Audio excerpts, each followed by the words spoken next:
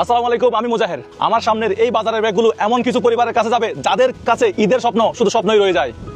আমরা তো আলহামদুলিল্লাহ ইফতারের টেবিলে বসি, পোলাপানরা তাকে নতুন জামার অপেক্ষায়, কিন্তু কিছু করে এই আনন্দটা ঠিক মতো পৌঁছায় না। এখন আমাদেরকে যেটা করতে হবে, এই 50টা পরিবারের কাছে ঈদের উপহারগুলো তাদের ঘরে পৌঁছে দিতে হবে। ভালো আছেন? এটা মুড়ি, এটা ওইদিকে রাখেন।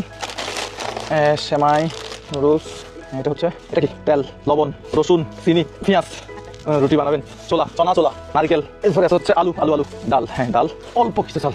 এখানে মোটামুটি 1 মাসের বাজার দেওয়ার চেষ্টা করছি। আসসালামু আলাইকুম, ঘরে কেউ আছে? ইনকাম করে কয়জন? ঠিক আছে তাহলে যাই কই ধরুন নাও।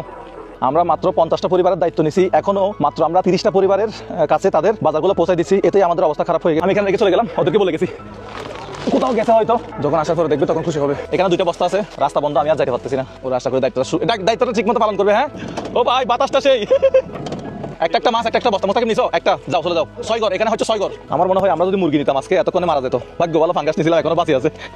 অনেক গরম, তারপরে আবার রাতে ঘুমাই নাই, একটু পরিশ্রম হচ্ছে। 50টা পরিবারের হাতে যখন এই জিনিসগুলো পৌঁছে যাচ্ছে তখন আসলে একটা আনন্দ, একটা তৃপ্তি কাজ করতেছে।